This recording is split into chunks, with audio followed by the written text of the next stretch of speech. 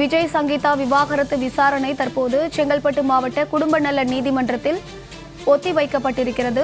அண்மை செய்திகளாக பார்த்து வருகிறோம். செங்கல்பட்டு மாவட்ட குடும்ப நல நீதிமன்றத்தில் விஜய் சங்கீதா விவாகரத்து வழக்கு விசாரணை தற்போது ஒத்திவைக்கப்பட்டிருக்கிறது.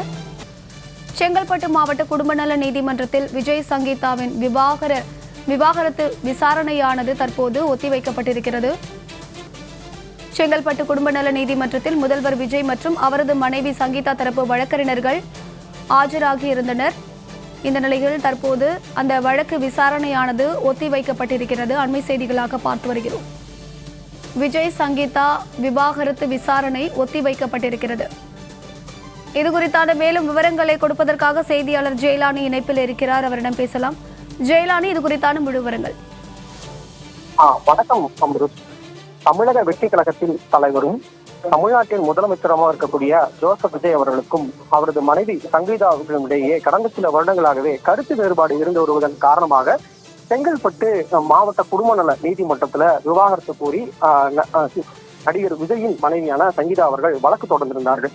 இந்த நிலையில் இந்த வழக்கு விசாரணை என்பது தொடர்ந்து நடைபெற்று வந்த சூழ்நிலையில வீடியோ கான்பரன்ஸ்ல ஆஜராவதற்கு அனுமதி வழங்க வேண்டும் என்பது தொடர்பாக முந்தைய வாதங்கள்ல கோரிக்கை என்பது வைக்கப்பட்டது. அந்த அடிப்படையில இந்த வழக்கு விசாரணை என்பது இன்றைய தினம் 15ஆம் தேதிக்கு ஒத்திவைக்கப்பட்டிருந்தது.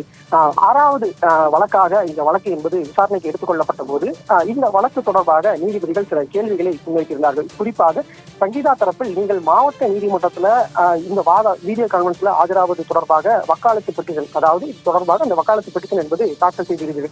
ஆனால் இந்த குடும்ப நல நீதிமன்றத்துல அது தொடர்பான எந்த ஒரு மனுவும் தாக்கல் செய்யப்படவில்லை. எனவே அதனை இங்கு தாக்கல் செய்யுங்கள் என்பது தொடர்பாக தகவல் என்பது தெரிவித்திருந்தார்கள். இதே போன்று தமிழகத்தின் முதலமைச்சராக இருக்கக்கூடிய ஜோசப் விஜய் தரப்புல தாக்கல் செய்யப்பட்ட அந்த வீடியோ கான்பரன்ஸ் மனுவில் விஜய் தொடர்பான அந்த வீடியோ கான்பரன்ஸ் மனுவில் இமெயில் ஐடி தொடர்பான எந்த ஒரு விவரங்களும் கொடுக்கப்படவில்லை. எனவே அது தொடர்பான விவரங்களை எல்லாம் சேகரித்து அது தொடர்பான முழு விளக்கத்தையும் நீங்கள் தாக்கல் செய்யுங்கள், அதற்கு பிறகாக இந்த வழக்கை விசாரணைக்கு எடுத்துக் கொள்ளலாம் என்பதாக குறிப்பிடப்பட்டிருக்கிறது. இந்த நிலையில இந்த வழக்கு விசாரணையை ஆகஸ்ட் மாதம் 7ஆம் தேதிக்கு ஒத்தி வைத்திருக்கின்றனர். விவரங்களை வழங்கியமைக்கு நன்றி ஜெயலானி.